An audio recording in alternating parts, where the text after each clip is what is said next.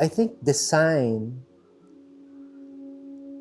is really a vessel on how you can promote relationship.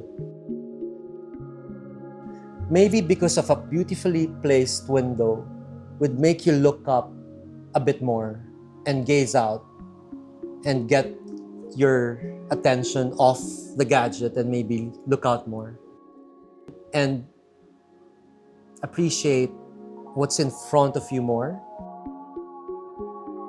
Design brings you to do that.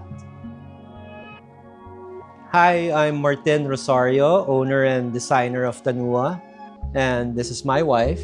Hi, I'm Melissa Rosario, and welcome to Tanua. When we set out to build Tanua, it really started with our connection to this place, Tanauan. I think what we fell in love with this place is the landscape. When you enter, you don't expect what you're gonna see. You come in, you see a clearing, but you don't realize you're gonna go up, and then you'll be greeted by this beautiful view of Taal Lake. So I think that element of surprise really, I don't know, we felt that connection, diba?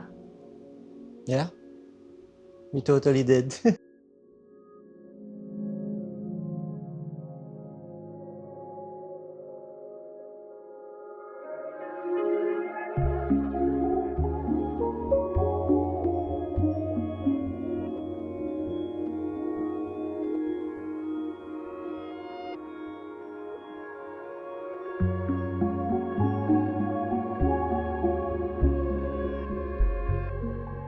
During that time, I wanted to engage myself in something that I can be very passionate about and very involved in, and be challenged and really be scared. I wanted to get scared because it brings out your character. But for me, it also a lot of realizations of how I will have a family and how I would want to raise a family. What kind of a dad I want to be, what kind of a husband I would be, how will I raise my kids, the values. It made me want to build something for my family, to design something that is in line with the way of living that we believe in. So it's almost like we wanted to design a way of life.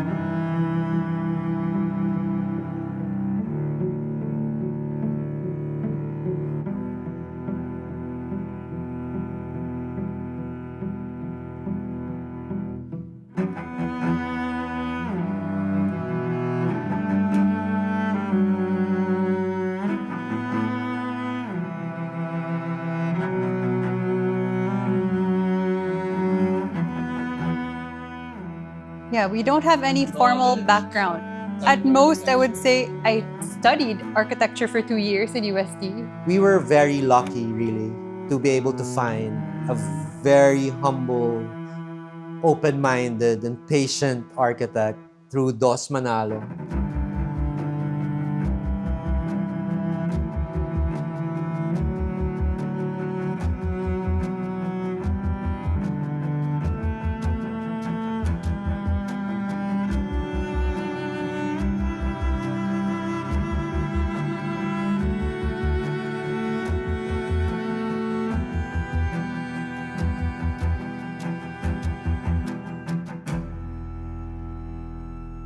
How can we really connect with each other? I think that was one thing that was also recurring, like a recurring question when we were building this is how do we connect, or how do we build a space that hosts people to have beautiful, interactions Yeah.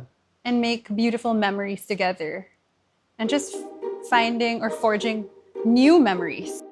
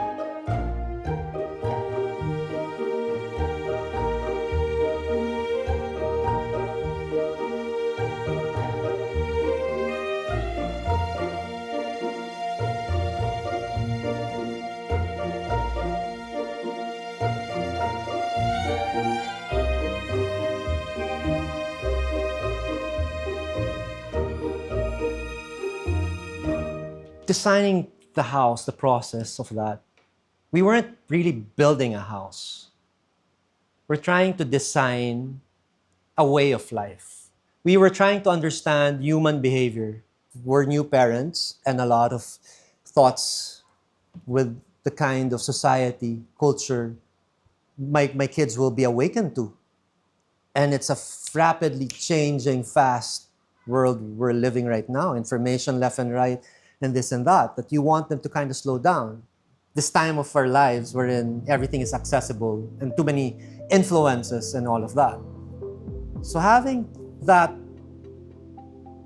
thought also became a part of our philosophy on how we're supposed to design our place.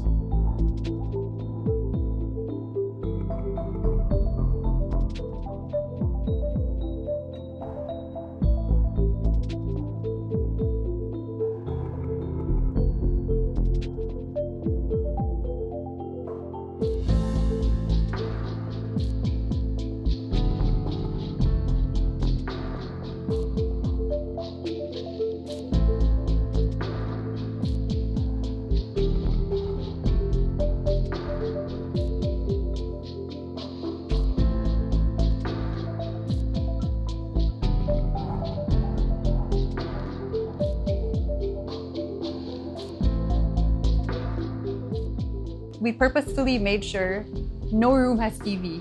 Yeah. We made like huge windows. Look out Those the are window. your screens. Look out.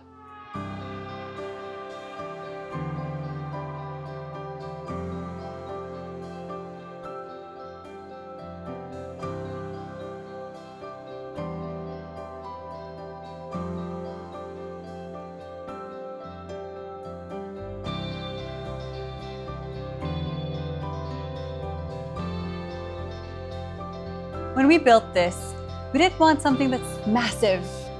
I think we wanted the sweet spot of big enough, comfortable enough that you can have a lot of people, but still warm and still be able to gather together and see everyone who's here.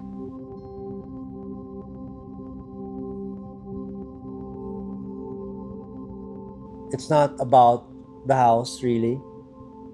It's what's in front of us. The house is for us to be able to be part of nature. It allows us to immerse ourselves with what's in front of us. It allows us to slow down and all of that and be protected with the comforts of having a home.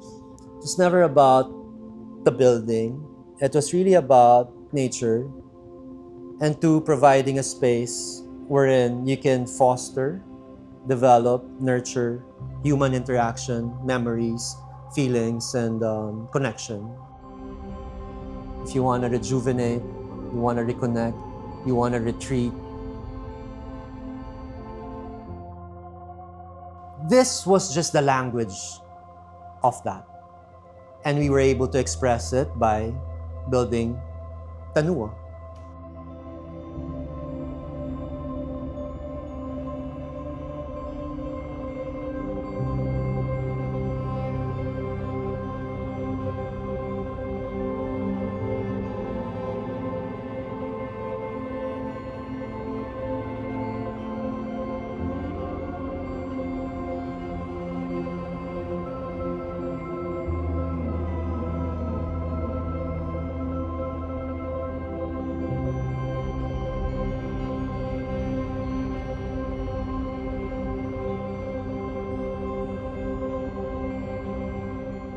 In terms of materiality, of course, I had a lot of influences. I like design, I like architecture. I have a heavy mid-century Bauhaus design influence. It emanated for my love and penchant for furnitures. I have this connection with modest, honest material, I would say. The warmth of a wood, and not just wood, but an old wood. You know, we wanted the place to be tactile. If you look at our ceiling, we chose marine plywood. It's very basic, very straightforward. It's not pretentious, but look, it's rich in character. Every panel has its own grain, and every panel has its own tint and shade. It's also the way that it was, placed. Placed. It's not perfect, which I love. You know, it has a character.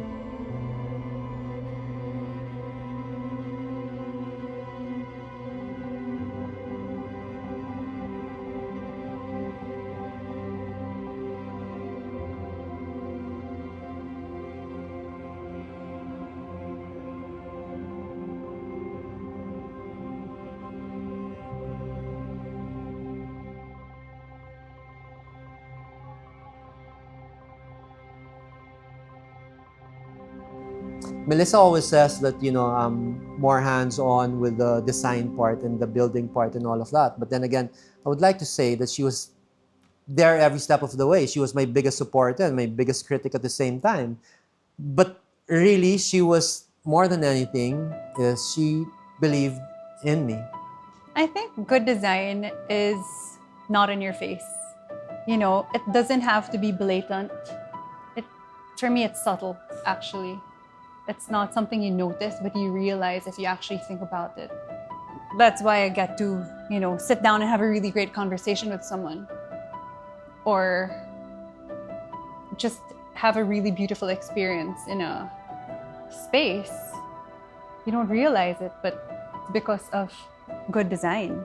When we were building this, we were thinking of our kids.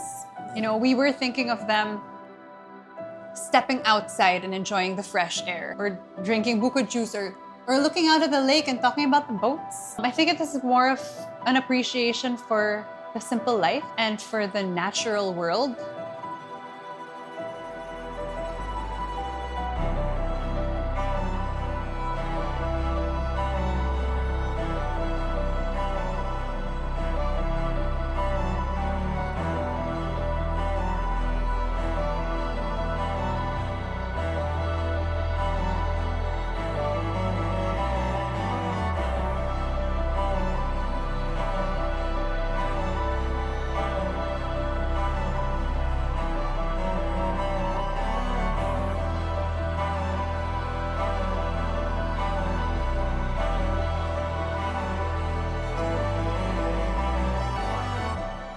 That's also another benefit of designing your home for yourself, is that you have no one to blame but yourself. Right?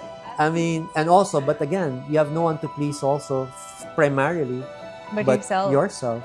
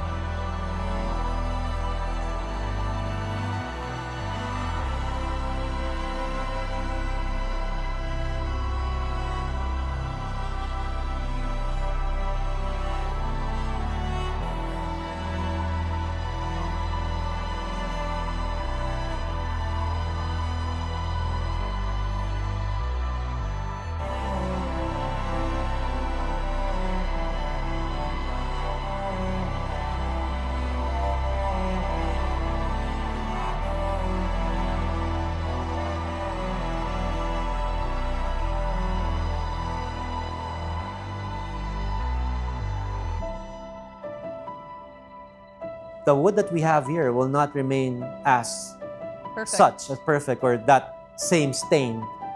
In time, that will grow old. In time, that will fade. And I would like to embrace that. I would like to be part of that evolution of the materials that we chose. Our cement will probably have hairlines of cracks, but that's the natural characteristic of a cement. These wood will fade, that's all right. And all of that. No? Yeah. Just kind of like letting the house also live. Do you have a design that you would like to share with Design Will Save the World? If so, email us at designwillsavetheworldchannel@gmail.com. That's my grandfather's vault. The joke was, whoever can open it will have it. I've always known the code. So everyone was really interested what was inside. But what's in it is something far more valuable, really, than any treasure that one may think. These are passports. These are passports. Yeah. Where they traveled. Love letters. Yeah, drawings. A few coins here and there. I'll show you some drawings. This is a school. My grandfather was a civil engineer.